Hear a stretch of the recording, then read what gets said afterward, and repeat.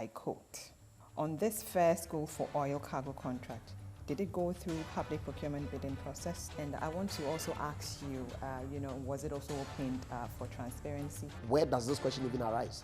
Do we have enough gold to sustain the policy, and how long? All the data that the PMMC provided supports Ghana's ability to generate that volume. You have indicated that the refinery will start refining product by February ending. Is the timeline still valid? TOR's position is pretty dire. Could the economy intelligence or units be right when they predicted that it's a possible win for the NDC in 2024? I even take the view that when you lose an election, you are ineligible under the constitution to contest again because you're on pension.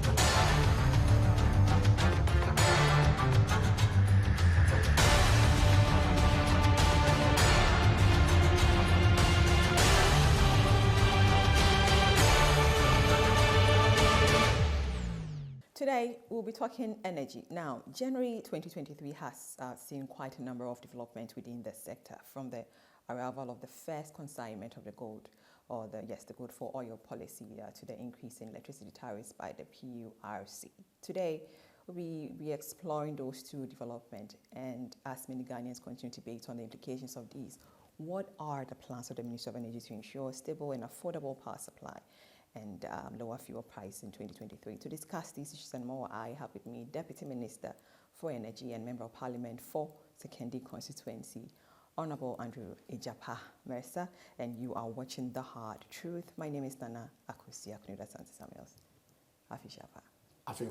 Welcome again to The Hard Truth.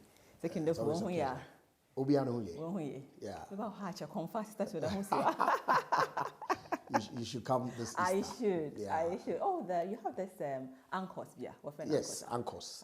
But of course, Yesua Sorry is what we celebrate in Sekondi over the Easter period. So it'll be good to have you this year. I have to pencil that down. Yeah, but you we'll should have you the second time. No, don't worry at all. Right. Honorable, you were named by Facts Investigative Services as one of the leading best performing deputy ministers for 2022 since assuming this position in 2021. Now, how have you grown into this role, and has your personal observations of the energy sector, what has that been? Your personal observations? I don't know about the facts research, but I guess you're not aware. When I saw in the 10. Wow, that's something. I saw the publication, right. But I guess that if you work under a boss who affords you room to operate, who gives you opportunity to, as it were, make a contribution, who offers leadership and direction, then you don't have a choice than to live up to expectations. By that you mean Honorable Kuprempe? Absolutely. Right. It's an excellent human being to work with, and I've thoroughly enjoyed my time at the Ministry of Energy under his leadership over the past year and a half. Yeah. Right, but the energy sector experienced great, turbulence in 2022, dramatic fuel price increment, electricity tariffs increment, among others. What were some of the difficult lessons, for the ministry during the period, and what does the outlook for 2023 look like? Well, I guess that 2022 was a difficult one globally, and Ghana is not an exception. You saw the supply chain difficulties that led to spiraling inflation across the world. Obviously, in a part of the world, when you make mention or reference it as you don't want to basis hear it. For, yes, of course, right. Nobody wants to hear it. But the truth is the truth, and that is what it is. Of course, we've had some challenges with our economy, which then saw some depreciation of our city. You wouldn't very much be aware that the function of the price of the commodity at the pump is the global market price and the exchange rate. So when you have a situation where, because of the Russian-Ukraine war, which is a reality. Every day. Why do you mention it? But go ahead. I mean, aren't we tired of hearing the Russian-Ukraine war? I don't know whether you are tired or not. But we are. Unless, of course, you want to wish that away. Go ahead. Okay, go on. But the truth of the matter is that war, unfortunate as it is, or it was, and is still ongoing, had huge implications for... And is it still having implications on... Of course it is. Save that The dynamics have changed a little bit. People have ramped up production, so the price of crude and, as a consequence, petroleum products have stabilized a bit. Our exchange rate hasn't helped us so much, and so you still have some increases in prices. Indeed, there was a fear of shortages at the pumps. So I'm interested in the lessons you've learned. What did that teach the ministry and the outlook for 2023? Well, I guess that it taught us the need for us to be proactive, to plan for the unexpected, to build relationships that will enable us ensure that Ghanaians do not see queues at the pumps. And clearly that is what is guiding the work that we're doing. Absolutely. To right, ensure on the that, gold for oil policy, we saw the arrival of the first consignment in the third week of January involving 41,000 metric tons of petroleum product valued at $40 million. Now, I think former CEO of GNPC, Alex Mould, raised some concerns that many Ghanaians are interested in. He said, and I quote, on this first gold for oil cargo contract, did it go through public procurement bidding process? That's the question. And I want to also ask you, was it also opened for transparency? It's unbelievable the kind of comments that you hear from people who have been in the industry and who ought to know better. I'm not sure that it is the case that when Bost is procuring petroleum products, if Go Energy is procuring petroleum products, they go through public procurement processes. Okay, it's a commercial entity. It's a going concern. So it went through procurement processes? No, I'm asking whether that is what the normal is.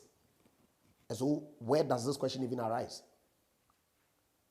Look, the gold for oil policy is a very simple one. In the heat of the 2022 events that you want me not to mention, we felt the need to ensure that there's security of products at the pumps. And so we initiated some conversation on a government-to-government level to try and ensure that at all times we would not face the challenges that even our neighbors, Nigeria, which exports huge volumes of crude, were facing at the pumps. And so we began a conversation with some countries in the Middle East to see how we can get some assured commodity supply into Ghana. We also began conversations with some international oil trading companies to bring the product here and store it in tank and sell to our BDCs so that at all times we will not have shortages. That is what led to how then do we pay for those products when they come in. Okay, and so under the leadership of my minister, the Honorable Dr. Matthew Pukubrempe, we began to explore the possibility of, because you hear most times that Ghana's proceeds from our natural resources, especially gold, is in the region of some 2.5 billion. But you hear Dubai and other places reporting that the volume of gold that they've imported from Ghana is in the region of some 7-8 billion. What then that meant was that huge volumes of exports are not reflected on the local Bank of Ghana system to support our balance of payments. Why is that? Of course, people export it and they don't repatriate the funds back into Ghana. And so the idea evolved as to whether we can then buy that commodity here in Ghana, okay, and do some barter or monetize it to pay for petroleum products. So that was the evolution of the gold for oil policy, which had the blessing of the vice president, and so a committee was set up with the key stakeholders, including the private sector players, Bank of Ghana, Ministry of Lands and Natural Resources, and of course the Ministry of Energy. That then has evolved into what the test that we saw last month. Many companies have signed on. Fantastic. Yeah. So with this first consignment, the question on many Ghanaians is when will we see the fuel prices reduce at the pump? Per the projects of the ministry, the policy results in a fall in fuel prices in the first quarter of 2023. At what point should we expect this to happen? It's not an event. That is not the only commodity on the market. Already, the 40,000 metric tons is only about 10% of the monthly demand that we generate, okay, 10-20% of that. as though it is the incremental, okay, when additional consignments come in, as we get others signing on to, as it were, buy the commodity in cedi, and of course, it eases the pressure at the Bank of Ghana to generate more forex to support the importation. The expectation and the analysis that I've seen is that we're likely to have some saving of some 20-30% going forward, okay? But I do not expect that immediately the program starts, we would see it's a first quarter, the outcome. See a reduction in the obviously, first quarter. Obviously, as we roll it out, okay, as more consignments come in, we would necessarily see a reduction in first quarter this year. Well, I cannot guarantee that we'll see. It depends on the volumes of products that come in. That then, obviously, because it's a cedi transaction based, you're likely to have the forex element taken off. Bear in mind that the BDCs ordinarily would forward price, okay, and so as of today, the exchange rate is in the region of some 10.3 thereabout, but they would price it at 15, 16, so that in the future, when they sell the commodity and they go to the market, they can buy the dollar to replace. But if the dollar component is taken off, then clearly that saving so it's not true that it's going to go down, drastically. We need to measure expectation. Okay, that's why I'm saying that the modeling that I've seen, if the program works well, we're likely to see some 20-30%. Was your communication first quarter the fuel price will go down? Was that your communication as a ministry? I haven't seen any communication from the ministry to that effect, but of course you hear people speculate. Okay, and it's fine. But I, sitting where I sit, I need to be candid with the people. Yes, the modeling that we've done clearly shows that if the program works well, the price at the pump is likely to see some impact downwards. But I'm saying that at this point, will you agree with Junapo that the narrative that the notion of fuel prices will never go down, this policy is not true? No, do you agree with him? Do you agree with him? That what? The fuel prices are not going to go down with this? Yeah. I disagree with him entirely. But you see, sometimes I tell my friends in the NDC that it's good to play politics, okay? But all of us go to the pumps. And so if a policy of this nature is being rolled out, that would benefit the Ghanaian if it works well, rather than condemn it and put words that clearly it's untrue to it. It's not the way to go, okay? Because if the program works well, and I keep insist that the program ought to work well, because it's a cycle, PMMC ought to be able to buy sufficient enough gold to fund the imports. Of course, it is not the expectation that 100% of our imports will be funded through this transaction. The private sector is supposed to complement what it is that government is doing. So some of them are also participating. Because bear in mind that you cannot design a policy that then takes away the operational functionality of the private sector players. As well, we've serviced this industry for all this while. And so what government is focusing on is to use BOST and Go Energy to do about 40-50% of what it is that is imported into Ghana every month. So the private sector can also complement. But where the good thing is that because of this policy, and because mostly it's private, yes, and also government to government, you're able to negotiate some premiums that then helps to force the price down on that front. And also the pressure that is taken off the forex, which clearly Andrew, is are going you to lead aware that government has always told us that this policy will allow it to bring cheaper prices to the country, but we are told again by Honorable Junapo that the oil products were bought in a premium, not on a discount. Not at all. It was actually discounted, and the data is there. I don't know where he is picking his information from, but the fact of the matter is that we had a huge discount that has been negotiated that then enables us to provide the commodity at a relatively cheaper rate. Of course, the global price is determined by the market forces, but premiums are applied, as he should know, to these products before they are exported into Ghana. And so if you're able to negotiate a lower premium, obviously this is precisely the point. A lower premium. Yes. There seem to be a lot of reservations on this policy, and one of the major concerns in its sustainability, or is the sustainability, and whether our production capacity of the gold is enough. Now, do we have enough gold to sustain the policy, and how long, can we sustain? Well, all the data that the PMMC provided supports Ghana's ability to generate that volume, okay, of gold in country to support the program. Recall that earlier on I mentioned that you hear reports of value of import of gold from Ghana in the region of 7-8 billion. What Bank of Ghana is generating is some 2.5 billion.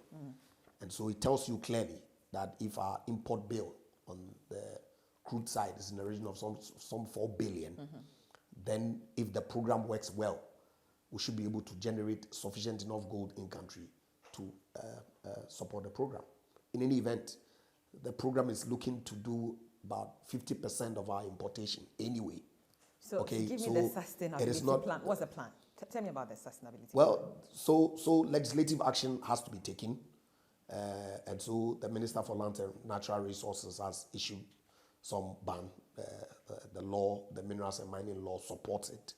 That the government of Ghana has the right of first refusal to buy all gold that is produced locally by small and artisanal miners, and some 20%, I believe, of large-scale gold producers. So yes, they can still export their gold to meet their obligations externally, but a greater chunk of it is expected to be purchased under the the program that is being rolled and managed by the PMMC together with the Bank of Ghana for financing this transaction. But Andrew, what of the concerns that the Bank of Ghana's exchange rate will, be less attractive to gold producers, and be a further risk to get higher volumes for this program? They don't even using the Bank of Ghana rate.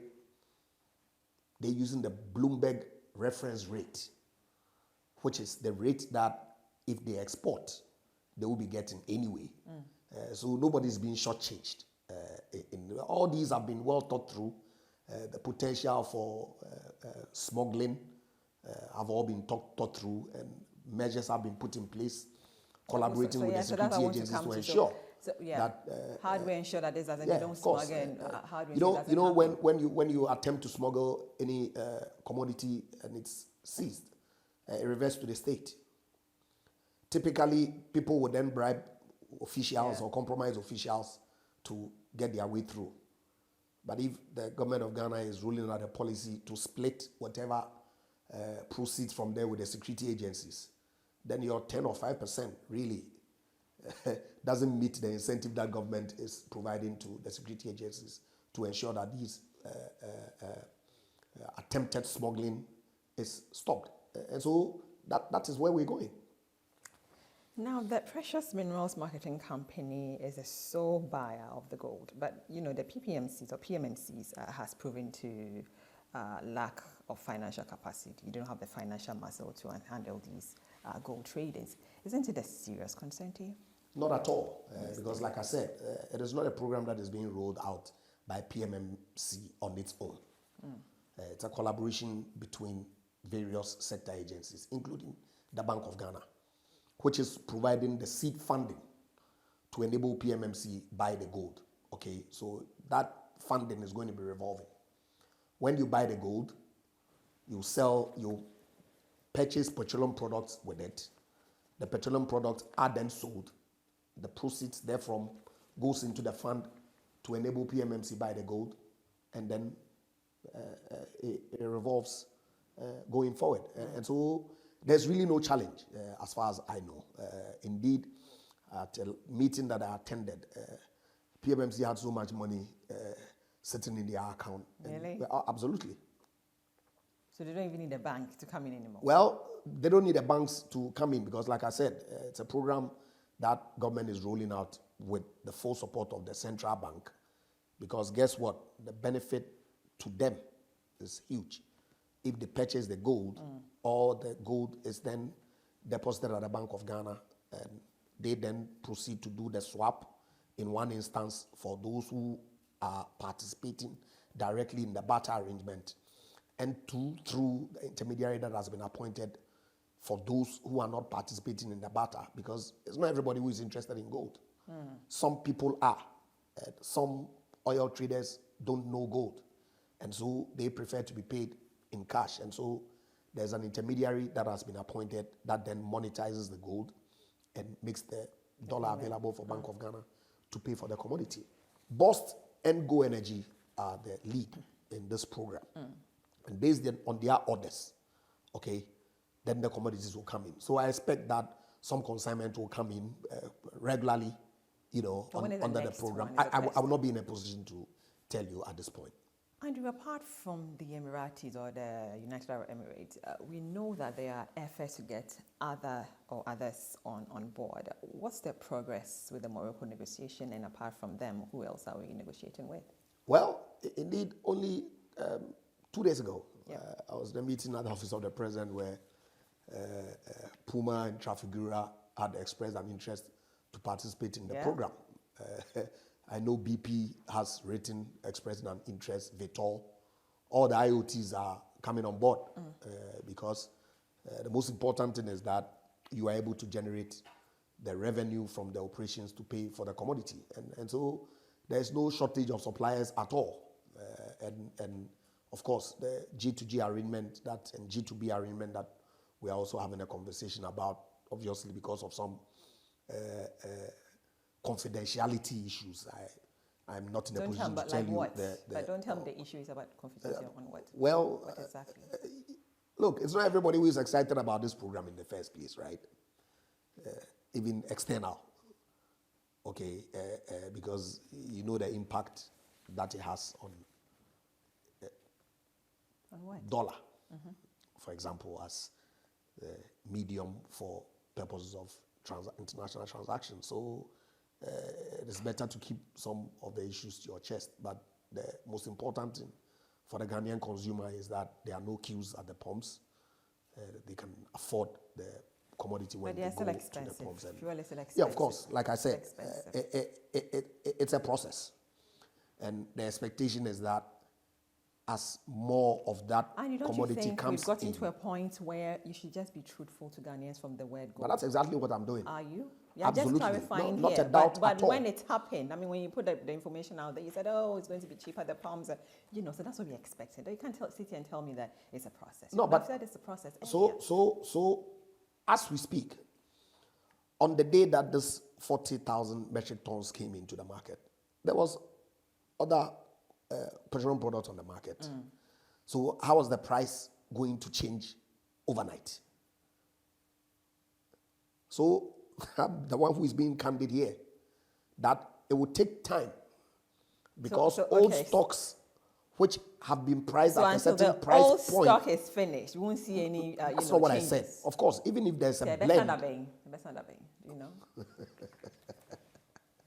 And you finally on this. Yes, I'm listening. No, because Charlene, we want to believe the government. We'll get there. We'll get there. Political talk. No, it's not a question of political talk. I'm saying to you that it's a program that we've only seen a test. Okay? Because people wanted to see how and whether it was going to work. All of us saying, all of us want to see how it's going to work. Of course, there are suppliers involved. Yeah. They want to know whether this actually works.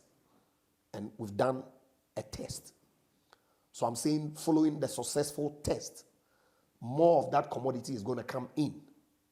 And when that comes in, successful test the price, I've indicated to you that the modeling that I have seen is in the region of some 20 to 30% of impact at the pump. I hear you. But it's not going to be overnight. The commodity has to come in. And then we'll see the price reflection going forward. I hear you. So finally on this policy, there's been several concerns from across the board on the need for broader consultation by government. This is a call that government and the ministry is, well, I don't know if you are willing to heed to. Are you willing to heed to? And the consultation will be in what form? You tell me. So I don't know. I'm not the one who is calling for that. I'm not the one who is calling for the consultation. Okay, so from what you say, you think you have all the things, everything figured out, so you don't need any consultations. But you see, what is magical, what is extraordinary, I've heard people suggest that, oh, it's Ghana's gold. Really?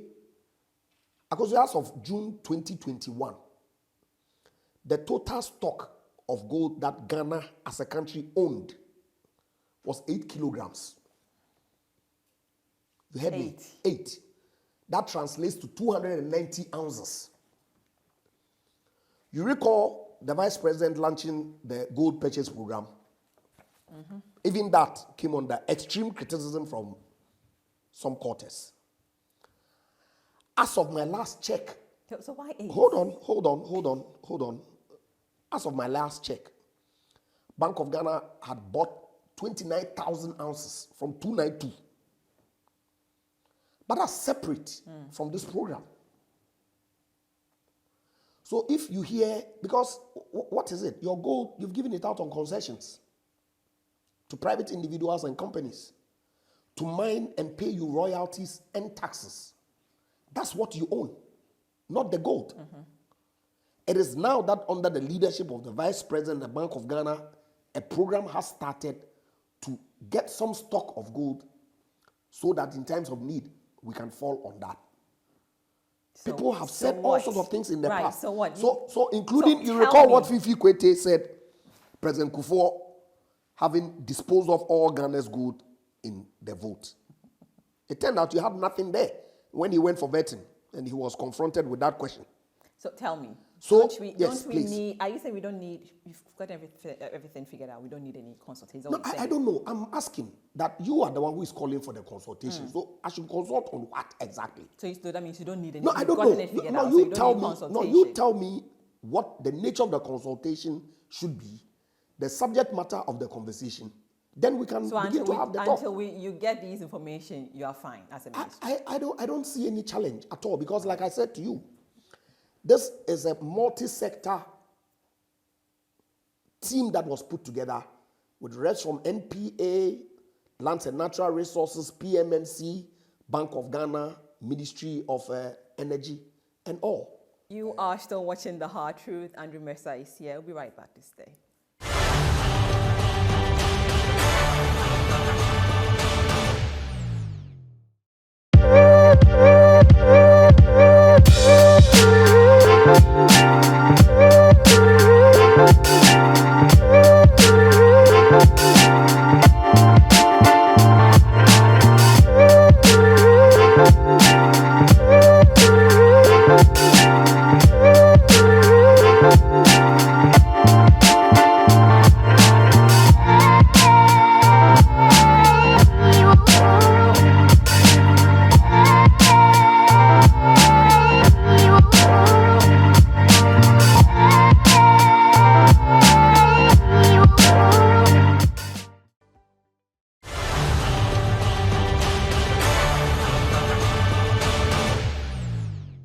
Welcome back. You are still watching The Hard Truth. Deputy Minister for Energy and Member of Parliament for Sekondi constituency, Honorable Andrew Egyapa Mercer. We don't even know there. He's still here. Andrew, moving away from the go for oil policy, I want to know from you as a minister, what priority areas will the ministry focus to ensure that we have stable and affordable fuel supply in 2023? Since we came into office, by that time being my minister, his focus has been to ensure that at all times we had commodities available for the Ghanaian consumer. And I'm not sure you yourself remember the last time that you saw the Kufuor gallon being carried around. The tractor drivers have it. They still have it in their cars. Well, they still have it in their cars because every now and then they get shot, in between 2 points and they have to go and buy it. But you hardly have seen any queues at the pumps. It's been something that we're working in collaboration with the NPA, providing sufficient enough laycans for the commodity to come in. And of course, it's a liberal market, and so private sector has always led, obviously with the participation of BOST, which is supposed to be a strategic stockholder. But of course, it has to turn over the products that it brings in. And so, to all intents and purposes, functional BDC. Okay, and so that has been our focus, and consistently we've delivered on that. And so you can rest assured that that position will not change going forward. And Indeed, what up, right? indeed, beyond the BDCs, okay, we actually had conversations with some IoTs, and IoTs is international trading companies to bring products in tank.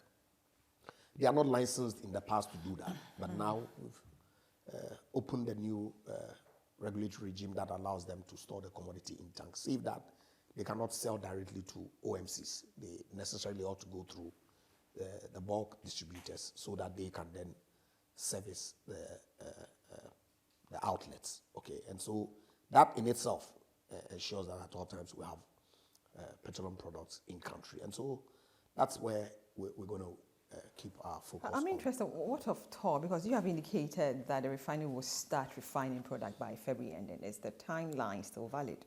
As of the time that I provided that information was valid, I need to update myself as to whether, because you see, TOR's position is pretty dire, but TOR coming on stream. Before I even go there, what was the situation before when you announced that in February things were going to happen, but you want to... Yes, I was providing a little bit of background to get there. So they are having a conversation with some private sector players to support them with some financing to rehabilitate their systems and to operate the refinery, okay?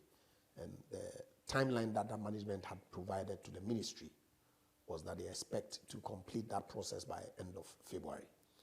Of course, that was interpreted to mean that TOR will become operational by end February, but it's the process of the transaction that was expected to be complete. Of course, if the transaction is completed, then whatever works that needs to be done will be done, and then they can then proceed to put I'm the interested plant in the kind of in operation. restructuring, is going to undergo, and what are the assurances again that it would impact the company positively in the long term?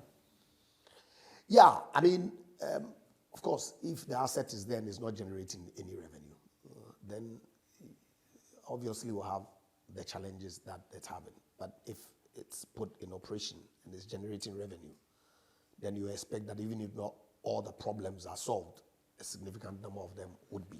Okay, TOR is a huge asset that we cannot allow for it to go wasted, and it is the vision of His Excellency the President. Well, believe me, you will see traction. You will see traction. You will see traction very soon. Okay, some of these things you cannot just say it out of 10 because whatever it is, the time will come, and then people will see whether indeed you are just come speaking. This year, we hope. Of course, I am very much hopeful that if they are able to close the transaction by end February, then TOR will be functional before year end. I don't see how that should not happen. But of course, you need to do due diligence before you sign off these transaction documentation. So that's a timeline that the management provided to the ministry and indeed to His Excellency the President, because I was at a meeting in the President's office that they indicated that this is where they are and that they expect that by end February. So for now, we'll stick to February till further notice. Yeah. Okay. So let's concentrate on power supply. Many people, including yourself, we're optimistic that we're not going to experience any significant increase in utility tariffs within the first quarter of this year. But obviously, we saw PURC increasing electricity tariffs by whopping 29.9% to effective from, I think it's starting from February 1. Yes. How do you react to this, and what are the implications? It could actually have been worse. Okay, because policy has been in place, I believe, since 2011 for regular and consistent review. And let me choose my words carefully, because the review could mean an upward or a downward adjustment in the price, depending on several factors that goes into the tariff setting. Okay, and so we have decided that just so that the utilities are able to function and be in a position to provide the service for the consumers, that regular or quarterly tariff review ought to take place. As though you recall that there was a review, major tariff review in September, and then first quarter 2023 that has taken place as well. Clearly saw the depreciation of the cedi significantly in Q4 of last year. It was only in December that we saw some stability. Yes, That's why I said, some reasons given for the increment include, like you're saying, exchange rates, inflation, and all that. But from where you sit again, does this reason, so these things we mentioned, justify the percentage increase? Do they justify? That's why I said that it could have been worse, because the analysis that I saw earlier was in the region of some 47%. Okay, but obviously because of the Q4, the December significant reduction in the exchange rate, or appreciation of the cedi, if you like, that then, readjusted the increase to the levels that was announced by PURC, I believe, a week and a half ago. So going forward, it's all a function of how well the cedi performs. And I know that the Ministry of Finance and Bank of Ghana is working assiduously to conclude the IMF program, which then is expected to bring some confidence back IMF our savior. So regarding again, it's not a question of IMF savior. Our savior. You see, I always say that you can look at it whichever way you want. The truth of the matter is that our economy has been battered in a huge way between 2020 and 2022. Fact. And whose fault is that? I'm not sure you want to say that COVID was the fault of Nana Addo Dankwa Akufo-Addo. So we are blaming COVID again. I'm not blaming Ukraine. You see, okay. You see, Akosua, let's move on. See, no, we can't move on because it's important that the performance. Don't you think it's about time you took some please. responsibility and said that, well, it happened, but what's a part of the problem? So what was the performance of the economy in 2017? It doesn't matter. It didn't matter. What about 2018? It did not matter. How about 2019? It's of no consequence. So what happened in 2020 must be of concern to all of us. So making reference to it as being a significant banter on our economy is factual. It's not a question of taking responsibility or otherwise. So you won't take responsibility? No, I'm saying that, everything but of course, everything is on COVID, not, and then it's on it's not a question the of, war. That's, Mercer, come on. You see? Before COVID, didn't we have issues already? But were they as major as... No, I need you to... But of course, we have issues or but not? the economy was growing. You promised we're going to make things better. And inflation was single digit. You've said this Exchange earlier. rate average over the period was less than 4%.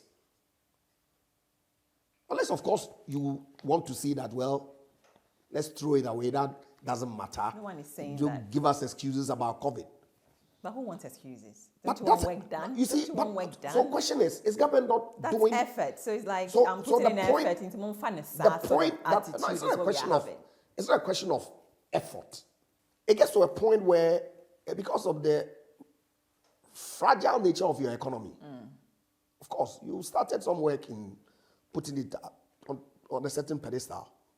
You have major shocks that then puts all your programs in jeopardy. And so you need help.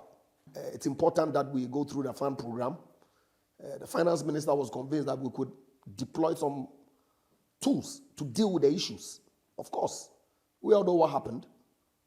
Okay, if the law requires you to do a certain act by a certain date, and your parliament breaches the law and doesn't do it, there will be consequences.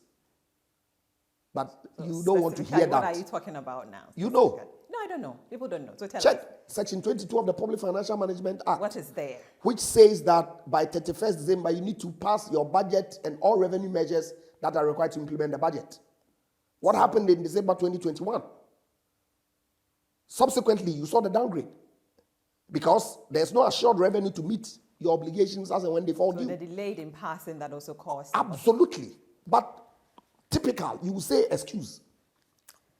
Andrew, regarding the energy mix, in its I don't know why computation, we don't want to confront the Andy, issues let's as move they on. are, We have. so that we can You've made your collectively find a point. solution to it. But every time that it's mentioned, oh, we are tired of hearing these excuses.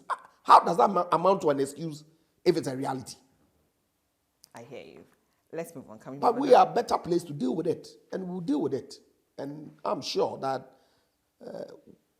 by end of the year, you would see the outcome of all the things that we've been doing. We hope so. Now, regarding the energy mix and its, computation, PRC assumes 26.11 hydro and I think 73.8 thermal. But many have questioned this, including CSO, such as the Institute of Energy Security, arguing that hydro will generate about 38%, am I right? 38%. Where do we stand on this? But there's a cost associated with producing hydro and the cost associated with producing thermal. That's what then leads to the weighting that PRC puts on it. So obviously, thermal, because it costs more to run, would have a more weight than hydro, Great. which is water passing through turbines. So let's hear from the horse's mouth. From the ministry's point of view, can you clarify, for us, what percentage of hydro the ministry is expecting in the first quarter? Do we know? Well, I believe that the hydro mix is about 38% or so of our total generation, and the rest is thermal. Obviously, every day, PURC makes a determination on what they call the merit order dispatch that then informs which plants get turned on and which plants get turned off. So it's only an average that you can put out. But For 38%. on a daily basis, it changes. 38%. Yes. There are calls for PRC to review the tariff increment. In fact, we expect Parliament to call PRC and ECG to, on this issue. How do we expect this to play out? Well, in the first place, PRC is an independent regulatory body. It's not an agency of the Ministry of Energy. Indeed, my minister has advocated for a review of the tariff mechanism. He believes strongly that just like if you drive a Range Rover or a Tico and you go to the fuel pump, they don't look at the size of your vehicle to sell the commodity to you. Every liter is 12 pesos. And so depending on your ability to buy, if you want to buy 10 liters, you pay 12 times 10. If you want to buy 100 liters, you pay 12 times 100. On the contrary, with the electricity side, they have band system. So 0 to 30, they call lifeline. 30 to 50, I believe, and 50 to 100, and 100 to 300, and then 300 up. And the lower the band that you are in, the lower the tariff. And the higher the band that you go to, you are penalized. And so industry, because they are high consumers, hotels, because they are high consumers, get penalized for consuming electricity. My minister believes that's not right. And so make it a uniform tariff such that no matter how much you consume, everybody knows that 1 unit of electricity costs 5 pesos per unit.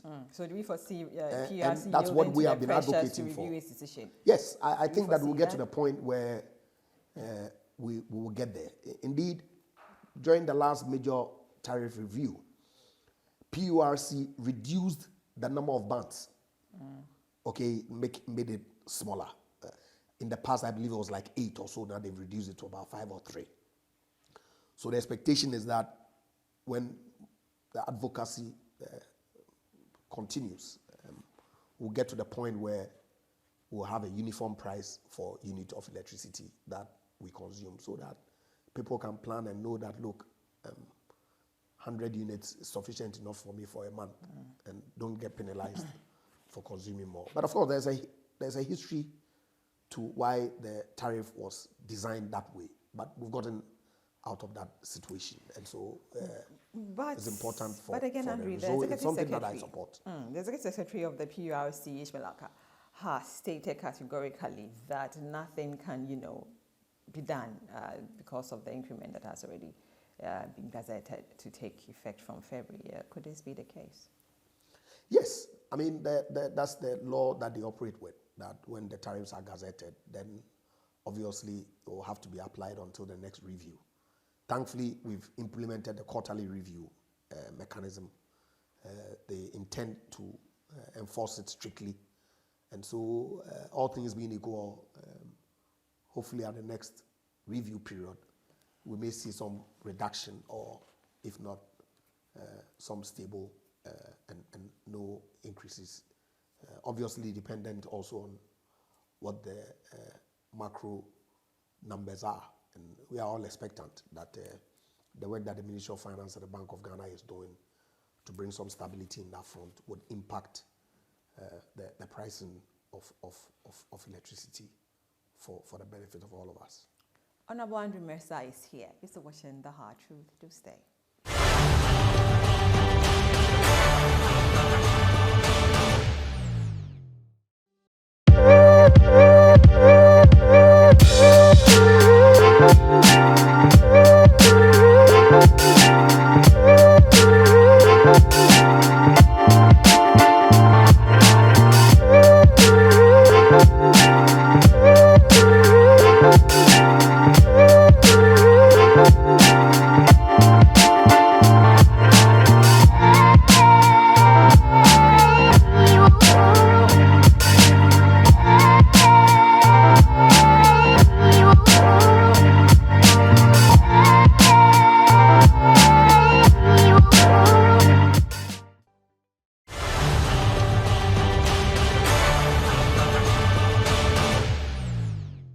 Welcome back. You are still watching The Hard Truth. The Deputy Minister for Energy is here. He's also the Member for Parliament for Sekondi constituency. Honorable Andrew Egyapa Mercer. Now, don't worry about it. You can just call me Andrew. It's fine. These days, I'm told we have to add your title or else. Anyway, so can you update us on how the ministry is handling accusations by workers of Ghana Gas that the Minister of Energy signed a contract, with Gensa on their blind side? First of all, is that true? We know the ministry has denied this, but the workers still insist that something happened. How is the issue like, and have you dealt with the issue? In the first place, the ministry hasn't signed any agreement with Gensa. Gensa has 2 or 3 agreements.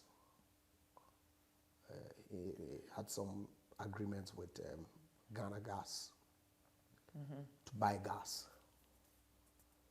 And then owing to some decision that was taken by EMT to make GNPC the seller of gas for power producers, Gensa then negotiated a GSA with GNPC. Their gas sales agreement with Ghana Gas naturally was terminated. And so Gensa has a gas sales agreement with GNPC. And then subsequently, when GNPC sought authorization to put up some processing facility, they negotiated a gas condition agreement with Gensa. And so Gensa's agreements that they have are with GNPC.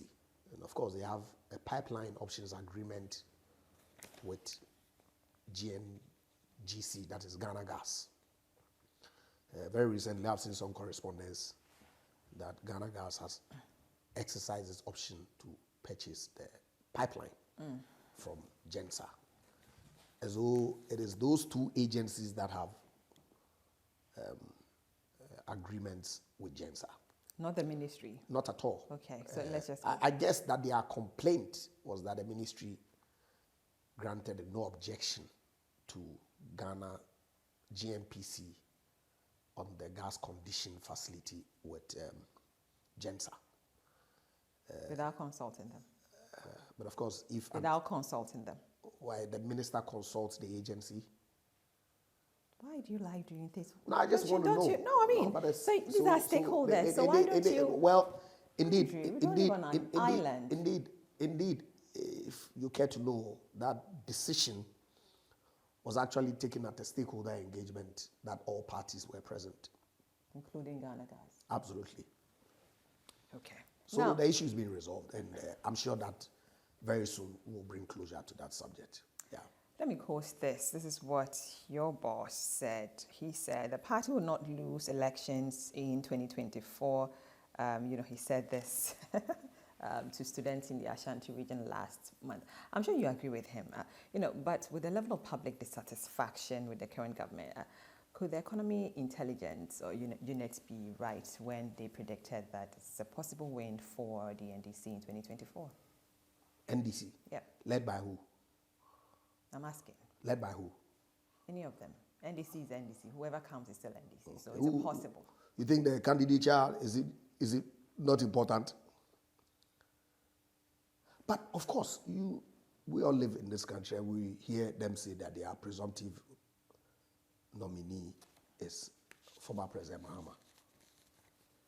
You don't know him. I know him. You know him. Yes. You know his performance. President. You know his performance as president of this country. Go on. You know him. Ghanaians rejected him outright. I even take the view that when you lose an election, you are ineligible under the constitution to contest again because you're on pension. So what? He's on pension. Is he not? And you haven't answered the question. So, look, we are in a difficulty now. No doubt at all that the economic circumstances that we find ourselves in today is not the best. His Excellency the President has admitted. But between today and December 2024, unless the story remains the same. You think Ghanaians are not tired of you? I mean, not at all. Fail, you say this and it doesn't indeed, happen? I think that Ghanaians trust us because our track record is there. Pre-2020 is there for all to see. Of course, post-2020, we've had issues and we will resolve them. And in 2024, by the grace of God, they would see the story. I see. So I do not have any doubt at all that the story will change. The intelligence thing is false. I mean, but there are several intelligence. But they predicted for your win in when was that? 2020. But even the prediction that you make reference to was a certain certainty. But they also predicted. Oh, no, I don't have a problem. Economic intelligence will predict again in January 2024. I see. Now, or they won't predict again until election 2024. The person selected as, MPP's presidential candidate will influence the change or the chance of winning the 2024 elections. Now, you seem to believe that the Vice President, Dr. Bawumia, is hopeful, for the party. Why is that? Because I've worked with him closely. I have observed him also from afar. I think he has what it takes to lead our country. His drive alone, of course, digitalization agenda that he's espoused and is leading, for me, sets him apart. So in any event, based on that alone, in any event, several. If we want to have a conversation of that, so in any event, I think that the New Patriotic Party is an inclusive party, and so it's important that we afford everyone who is in the party an opportunity to lead. And the Vice President has demonstrated quite clearly that he can lead the party. Absolutely. So let me ask you finally, do you think Honorable Pempe will make a good running mate for Dr. Bawumia? Without a doubt. And it would be my hope that if the Vice President is selected as a leader, he will consider him strongly as one of his potential running mates. So the Vice President will consider Honorable Pempe as his running mate? That will be my hope. Thank you so much for talking to that. My pleasure. That is it for tonight. I've been speaking to Honorable Egyapa Mercer, Deputy Minister for Energy and Member of Parliament for Sekondi constituency. It's been a very engaging conversation. So catch a repeat of the program on Saturday at 2 p.m. You've been watching The Hard Truth. My name is Nana Akosua Konadu.